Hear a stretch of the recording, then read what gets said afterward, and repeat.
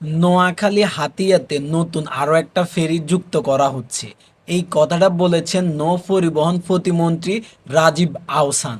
উনি বলেন কোরবান ঈদের আগেই নোয়াখালী হাতিয়াতে দ্বিতীয় নাম্বার ফেরি যুক্ত করা হচ্ছে। প্রথম ফেরিটা যখন উদ্বোধন করা হয় রোজার ঈদের সময় কি যে জ্যামজট ছিল, হাজার হাজার বাইকাররা তখন ওখানে ছিল, অনেক গাড়ি ছিল, অনেক মানে জ্যামজট ছিল।